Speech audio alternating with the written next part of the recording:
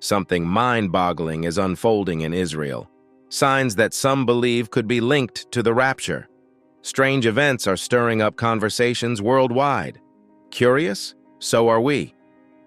Without waiting further, let's dive into this video to explore the strange end-time happenings that are buzzing people with surprise and terror. The land of Israel has played a crucial role in the history, culture, and religion of Judaism, Christianity, and Islam. It has seen the rise and fall of empires and the influence of various cultures such as the Assyrians, Babylonians, ancient Israelites, and Canaanites. It's like a cradle for civilizations, holding the stories of many cultures and traditions. Around 1000 BC, the Israelite tribes united under King Saul, followed by King David and King Solomon during the United Monarchy period. King Solomon built the first temple on the Temple Mount, a special place of worship symbolizing God's promise to the Jewish people. After the kingdom split, the Assyrians captured the northern kingdom of Israel in 722 BC. The Babylonians conquered the southern kingdom of Judah in 586 BC, destroying the first temple. When the Persians defeated the Babylonians, Cyrus the Great allowed Jewish exiles to return and rebuild their temple, marking the Second Temple period. In the 1st century CE, Christianity began in the region with Jesus of Nazareth. Unfortunately, in 70 CE, the Romans destroyed the Second Temple during the Jewish-Roman War. These historical events, along with religious texts and archaeological evidence, deeply influenced the Jewish people's cultural, religious, and historical identity, shaping the world at large. In the 1920s and 1930s, many Jews moved to Palestine, seeking refuge from anti-Semitism in Europe. This Jewish immigration, known as Aliyah, changed the demographic landscape, with Jews establishing agricultural settlements like kibbutzim and moshavim. However, tensions arose as Arab communities feared losing their land and identity, leading to violent clashes between Jewish and Arab communities due to conflicting goals in the region. The rebirth of Israel and Declaration of Independence. After World War II, Jewish people were scattered far from their homes due to the war. They lost their connection to Israel, a place that meant a lot to them. But something amazing happened, just like God promised.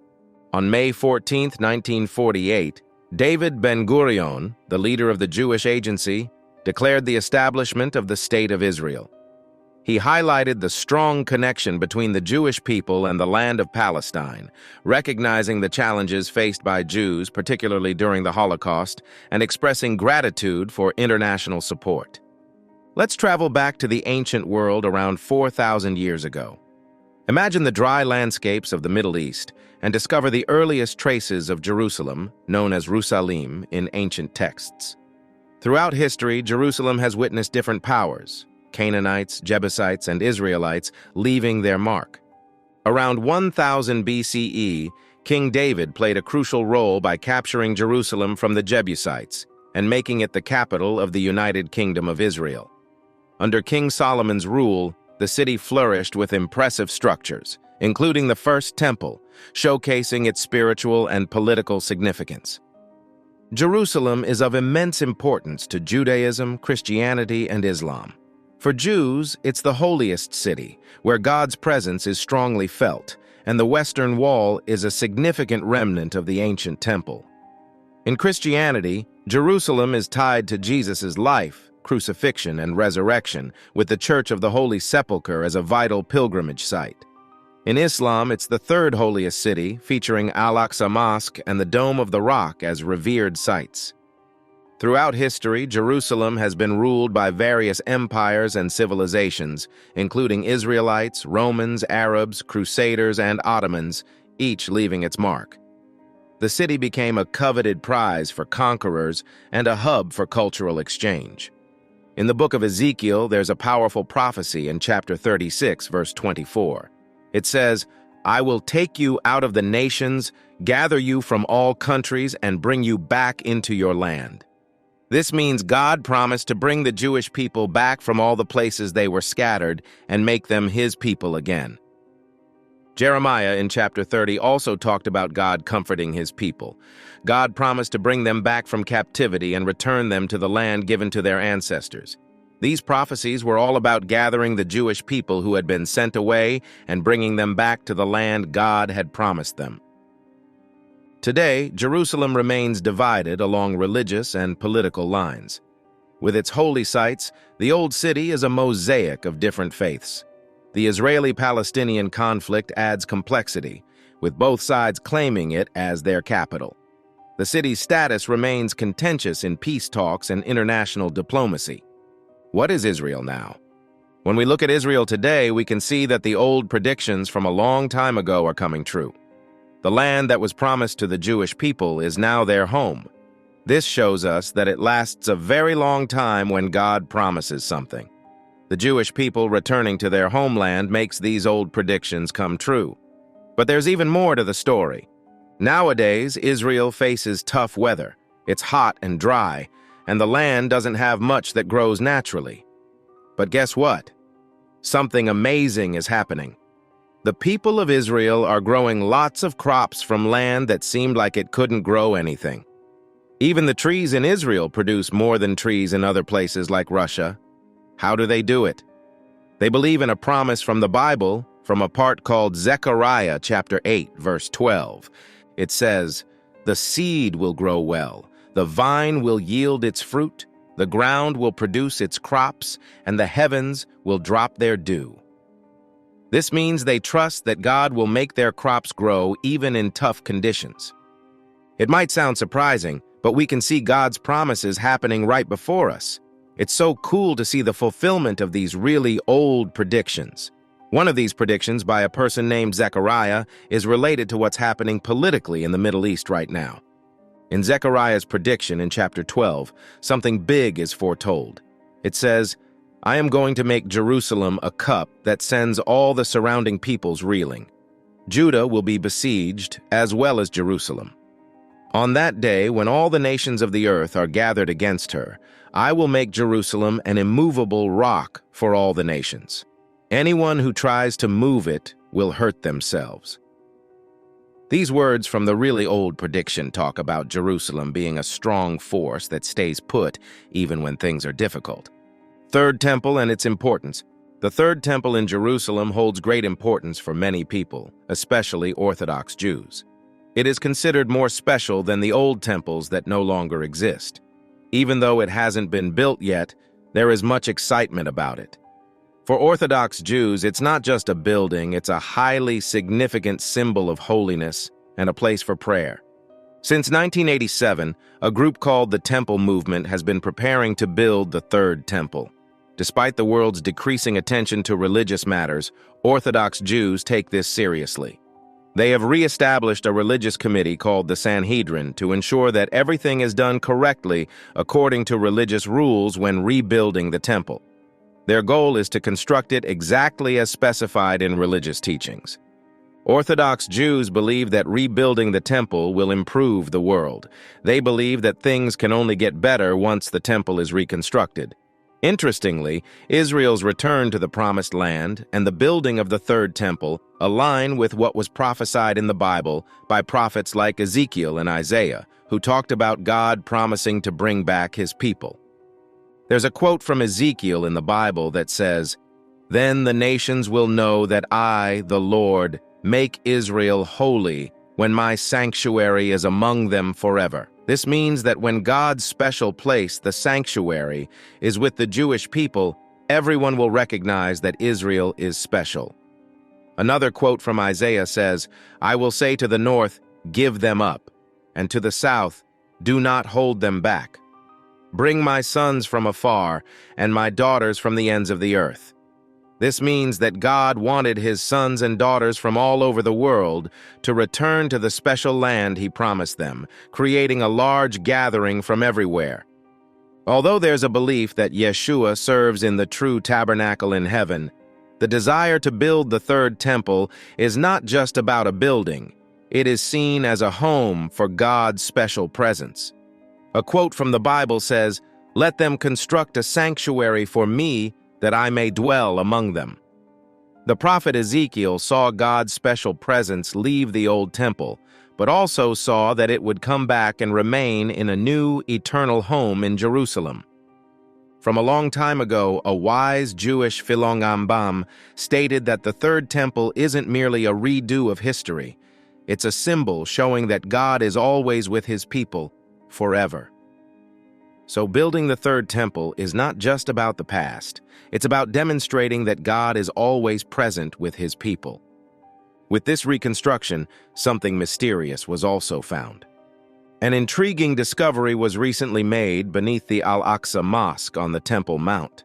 This mosque is significant to Muslims, who believe it was constructed by the important figure Abraham in ancient times.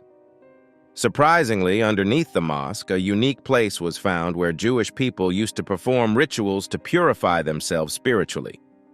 This discovery is noteworthy because it indicates the importance of this place in various religions. A researcher named Robert Hamilton, who specializes in the study of ancient artifacts, made this discovery after an earthquake damaged the mosque. He uncovered a Jewish ritual bath called a mikveh beneath the mosque's floor. This mikveh held importance for Jewish people during the Second Temple period, serving as a place for spiritual purification before ascending to the special area of the Temple Mount. What makes this discovery particularly interesting is that it challenges previous beliefs. Some thought there was never an ancient Jewish temple at this location. However, this finding is changing historical perspectives.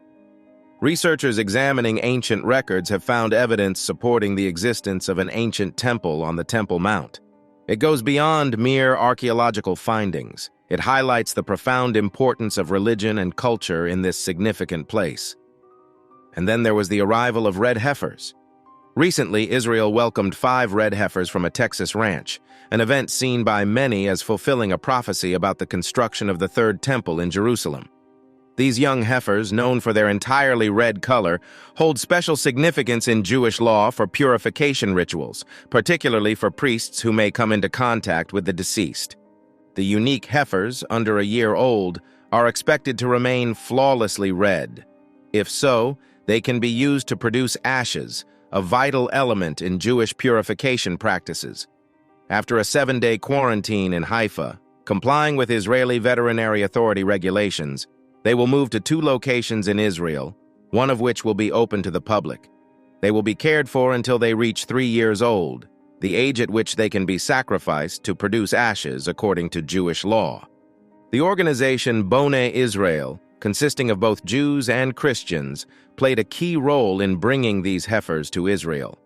Byron Stinson, a Texas rancher and advisor for the organization, raised these cattle. Their arrival at Ben Gurion Airport was marked by a welcome ceremony attended by Temple Institute officials and other notable figures. In the Bible, the red heifer is of profound significance. Its ashes were traditionally used for the purification of the Israelites, as outlined in Numbers 19. Many interpret the appearance of a red heifer today as a sign of the imminent construction of the Third Temple and the awaited return of Christ. Traditionally, 9 red heifers have been sacrificed since the time of Moses, with none since the destruction of the Second Temple. Rabbi Maimonides even taught that the Messiah himself would sacrifice the 10th red heifer.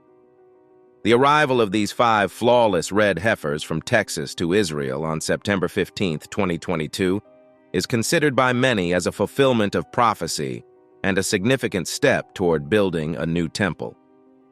The Mosaic Law specifies strict criteria for a red heifer.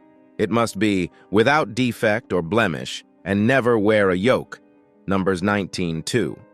The process of sacrificing a red heifer involves unique rituals, reflecting the sacrifice of Christ. Jesus, described as without blemish, was crucified outside Jerusalem, akin to the red heifer's sacrifice outside the camp. Just as the red heifer's ashes purify from death's contamination, Jesus' sacrifice cleanses from the penalty and corruption of sin and death. Further, there was the rediscovery of the ancient pool of Siloam. The pool of Siloam, measuring 53 feet long, 18 feet wide, and 19 feet deep, was a significant discovery. Crafted with skill using natural rocks, It sadly got destroyed during Babylon's attack on Jerusalem and the Second Temple. However, there's good news. It was rebuilt during Nehemiah's time and expanded under Herod the Great's rule. This pool held special importance as a place where poor and sick people sought healing, especially during the Feast of Tabernacles, celebrating the Israelites' freedom from Egypt. The Festival of Booths, or Sukkot, is a major event in Judaism, commemorating the Israelites' freedom and survival in the desert. People build temporary sukkahs, similar to their ancestors' shelters, expressing gratitude to God and seeking rain. Sukkot is celebrated in Jewish communities worldwide. During Sukkot, a priest would draw water from the pool of Siloam in a golden pitcher, singing psalms joyfully. He then poured the water on the altar's west side, a ritual tied to Isaiah 12:3. Isaiah 12:3 states, "With joy you will draw water from the wells of salvation." Pouring water during Sukkot symbolized drawing joyful water from the wells of salvation. It was a happy ceremony during the Festival of Booths, with the Pool of Siloam playing a crucial role. Despite the original pool's destruction, its rebuilding allowed people to continue celebrating and finding joy in their traditions. After the rebuilding of a Pool of Siloam, a water libation ceremony took place. On October 12th, a special ceremony called the water libation took place, resembling an ancient temple tradition. Led by special priests, Kohanim and Levites, with musical instruments, they followed the old paths from the old city of Jerusalem to Shiloh, also known as Siloam Springs. The parade included chanting, dancing, and silver trumpets. With a golden jug filled with water from the Shiloh pool, they set up a model altar and tools on the mountain summit, continuing ancient temple traditions. The ceremony concluded with the rare priestly blessing and the Hakel ceremony, occurring once every 7 years. While the Torah doesn't explicitly mention the water ceremony, people consider it part of Moses' oral teachings, celebrating like a happy holiday. This ceremony, lasting 15 hours in the Old Temple, continued with celebrations all night until the next morning's temple service. Participants from worldwide came for Sukkot celebrations, making it a universal day of worship. In the last 6 days of Sukkot, a water ceremony and wine pouring took place during the morning service. Priests filled a flask with spring water, journeying from the temple to the Shiloh spring at the base of Mount Moriah. 2 priests poured wine and water into special holes for the ceremony on the stone altar in the temple's courtyard. The Shiloh pool, also known as Shalom in English and Silwan in Arabic, is of biblical importance and is believable and revived vividly after the building of the Third Temple. Pilgrims once started their journey to Jerusalem at this pool for biblical feasts, cleansing themselves before presenting sacrifices in the inner court of the Temple Mount. Discovered in 2004, ongoing exploration reveals its historical significance. According to the Babylonian Talmud, the year after the Shemitah, a special year, is considered auspicious for the Messiah's arrival. The Book of Amos prophecy suggests the return of the tribe of Israel from other nations. The Talmud discusses challenges before the Messiah comes, emphasizing the uncertain need for another physical temple.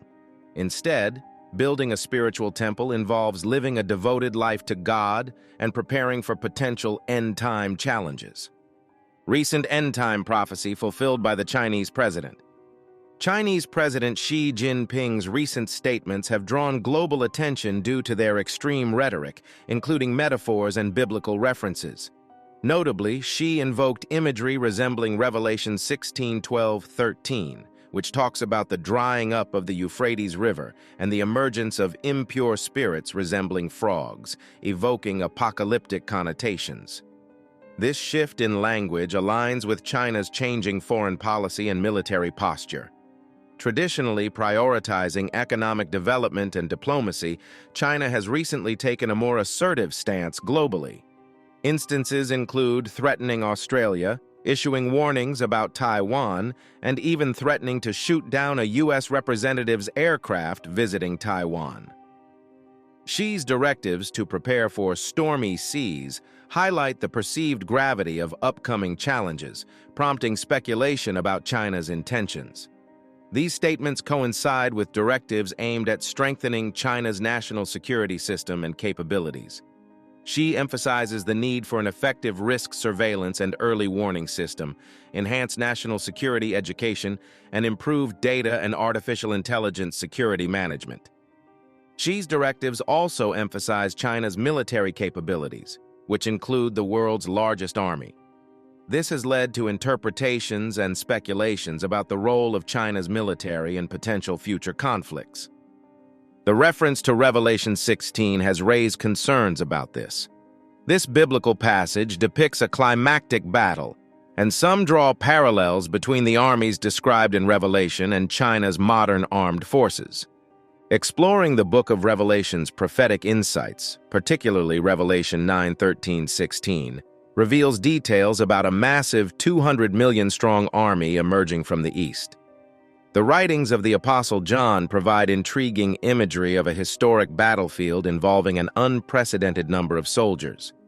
While caution is advised against over-interpreting these statements, they indicate a growing sense of urgency within China's leadership amidst complex challenges. The combination of extreme rhetoric, biblical references, and directives for national security and military preparedness underscores the evolving landscape of China's foreign policy. So what do you think of the weird things happening in Israel? Comment below and subscribe for more.